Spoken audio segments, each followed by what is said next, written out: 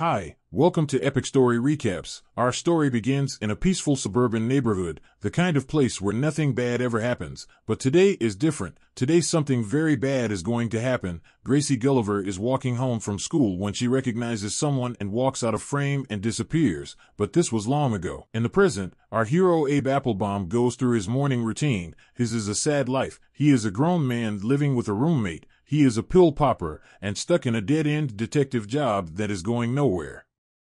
Abe's parents stop by. They want him to grow up and get a life. Abe gets into a fight behind a bar with Rory Beans, a guy that Abe busted. When he was a kid, Rory stole the missing fundraiser money. He is still mad about Abe fingering him and fights Abe every chance he gets.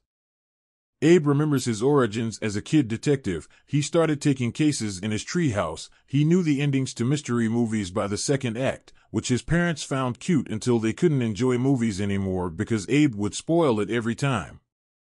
Abe was a very good detective. Kids came to him with their problems, and he would solve them. One redhead kid tells Abe he found blood in his dad's car. He asks Abe to figure out why. The police arrest his dad, an unintended consequence the red-haired kid could not have foreseen, but that's how investigations go. Even though he is a little kid, the police sometimes consult with him. Finally, a frustrated and exposed person chops down his treehouse. The town raises money so Abe can have an office. The mayor's daughter, Gracie, is his secretary. He pays her in grape fizz soda pops.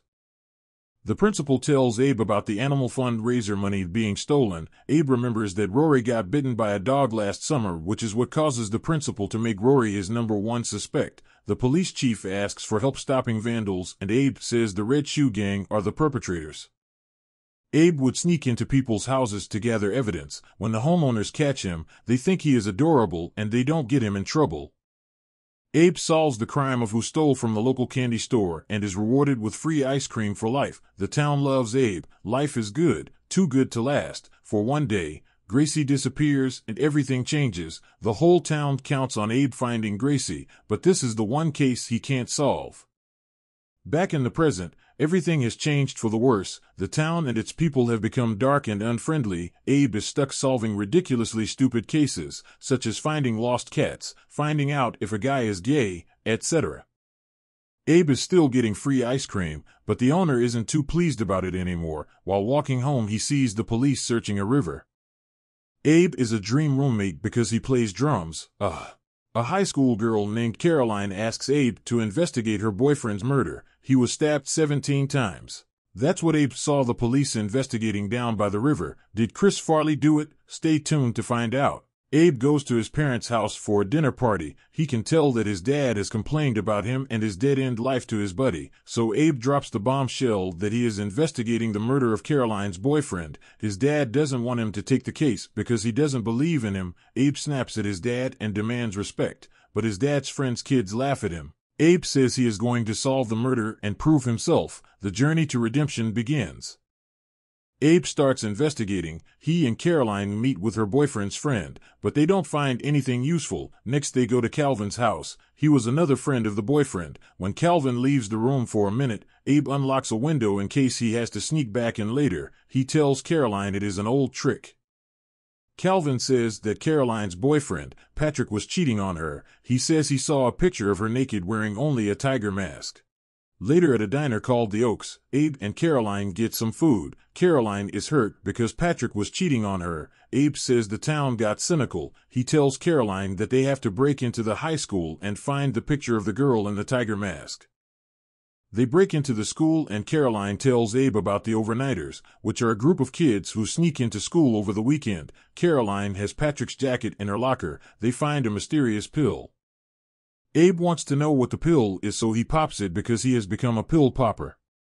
Abe and Caroline ask the local drug dealers what the pill is. The head punk tells him they are ego boosters. They make you brave for a time. Abe tells them that if they reveal the supplier, he will give them the whole bottle. The punk tells Abe that the dealer is the guy who gives Abe ice cream at the candy store, but he is lying. Abe comes back and beats the real answer out of him. It is the Red Shoe Gang. They are the suppliers.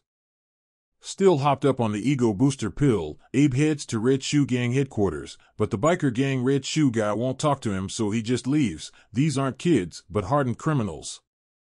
With no other choice, he reluctantly talks to Patrick's parents. He does his best, but he isn't sensitive to their loss. He updates them on the investigation, but Patrick's parents won't hear a negative thing about their son. Patrick's mom gives Abe a picture of Patrick. Abe's goth assistant found the picture of the tiger mask girl on social media. Abe heads over to investigate the girl. Abe questions Tiger Mask Girl, whose name is Melody, about Patrick. Melody is the type of girl who gets men to pay her for things. Some guy named Paul paid her to write his name on her forehead. Melody explains that the Red Shoe Gang recruited Patrick and other nerds to push pills because they were above suspicion.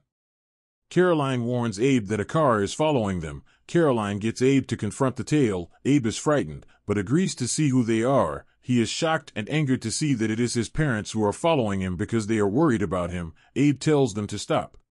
Caroline drops Abe off at his apartment. She tells him that she lives with her grandparents. Both her parents died in a skiing accident. She says she can't help too much tomorrow because it's a school day and the principal will call if she misses class.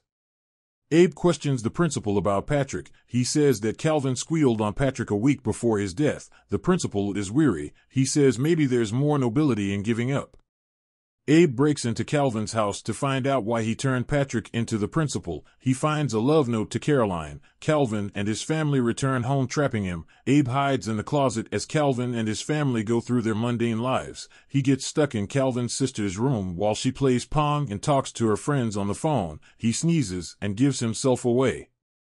The police chief tells Abe that he has always liked him, but it is time to grow up. Abe's parents post his bail. His goth assistant tells him that the paper says he was found whacking it in a girl's bedroom. Abe says that is not true. She believes him. He veges out watching TV, buying drugs, wallowing in his failures. He ignores Caroline's calls, so she shows up at his dingy apartment. She says she is still getting origami put in her locker. Abe explains that it is probably Calvin doing it because he is in love with her. Abe dismisses her. Abe doesn't even know what day it is as he continues to spiral downwards. His roommates throw a party, but Abe barely notices. He snorts the ego booster and wakes up naked in a dumpster.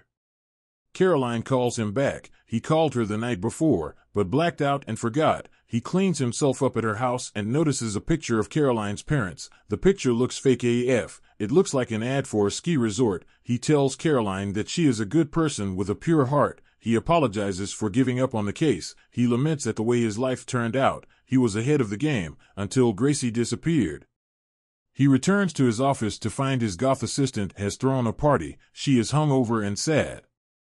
Abe finds the origami Calvin left in Caroline's locker. After examining it, he thinks he may have stumbled onto something old and long forgotten. He rushes to his parents' house and rummages through his old case files on Gracie. Eventually, he finds another unwrapped origami paper with the same telltale triangle folds. He calls Caroline and tells her not to go to school tomorrow. It isn't safe. He sleeps in his childhood bed and looks up at that last star that still glows, the last ember of hope still burning. He goes to Gracie's mom's house. She thinks Abe is there because of her missing cat. She lets Abe look around Gracie's room. Abe finds an origami flower folded the same way Caroline's was folded. Gracie's mom asks Abe to keep looking for her cat. She says she's lonely now that both her husband and daughter are dead. Abe has a beer at a local watering hole. The bartender explains that Rory Beans didn't steal the fundraiser money all those years ago. That's why he is still mad at Abe. He fingered him for a crime that Rory did not commit. This gets Abe's mind going. All the clues come rushing back to him. The pieces of the puzzle start to form a coherent picture. Abe tries to sneak into a house, but he can't figure out how, so he eventually just breaks a window. He searches the house and opens a lockbox. Inside he finds the picture of the girl in the tiger mask. He hears a noise and hides under the bed. He sees a man's shoes. The man picks up the paperclip Abe used to break into the lockbox. He says he knows Abe is in the closet, but Abe announces he is under the bed. It is the principal's house. He asks Abe why he is in his house. Abe asks the principal if he remembers the first case he brought him. Abe explains that Rory wasn't guilty and that he thinks the principal was just testing him to see if he was smart enough to catch him when he kidnapped Gracie. She went missing a week after Abe failed to truly solve the case of the missing fundraiser money. The principal explains that Gracie used to stop by his office and show him her outfits. He says she wasn't innocent, but Abe counters by saying she was only 14. Abe tells the principal that he knows why he killed Patrick. He stumbled upon the picture of the girl in the tiger mask, and he thought it was Caroline, and that made him angry at Patrick, angry enough to kill. But Abe tells the principal the girl in the photo isn't Caroline. It was the girl with the name on her forehead. She was the girl in the tiger mask, not Caroline. The principal killed Patrick over a misunderstanding. Abe asks what happened to Gracie. The principal says that she didn't last long after he gave away their daughter. He dropped the baby off on the steps of a church. He couldn't keep a newborn because people would question where she came from. He says he got the consolation of getting to watch her grow up. But who is her? Who is Gracie and the principal's daughter? It is Caroline. She is Gracie's daughter. She is the baby dropped off at the church. The principal says he took something, Gracie, but he gave something back, Caroline. He justifies his actions by saying he brought balance. Abe fishes a picture of Patrick out of his pocket and shows it to the principal. The principal looks pained to remember that he murdered a child. Abe asks him what now. The principal pulls out an enormous knife. Abe says he isn't afraid of him. The principal smiles a predator's smile and says no one ever is. The principal stabs himself in the heart repeatedly and dies. Abe is in shock from seeing the principal die. He grabs a beer out of the fridge, and he notices the fridge is full of grape fizz soda. He looks in the backyard and sees a small shed in the backyard. Inside he finds Gracie. She's been here the whole time. Abe calls Gracie's mom and tells her that he found her. She thinks he's talking about the missing cat, but Abe tells her he's found Gracie. Dawn breaks on more than a day. It breaks on an entire town. Gracie's mom calls Abe a hero. The governor gives him a medal, and Rory Bean shakes his hand. As Abe walks through town, people are happy to see him. He has a lot of people waiting to hire him. Even his goth assistant looks at him with respect. Caroline stops by. She is doing fine. She asks why he took all the old headlines off his wall. Abe said they were stupid, but it looks like Abe is letting go of the past and embracing the future. Abe's parents stop by. They ask about his roommate, but Abe can afford to not have a roommate now. His business is going swimmingly. They ask him if he is all right, and Abe breaks down crying as the credits roll. Other than this weird ending, I really like The Kid Detective. It is a great mystery with a rewarding payoff. They could have had him break down after he got off the phone with Gracie's mom, as he is waiting for the police to arrive. But other than that, this is a great movie. Thanks for watching Epic Story Recaps.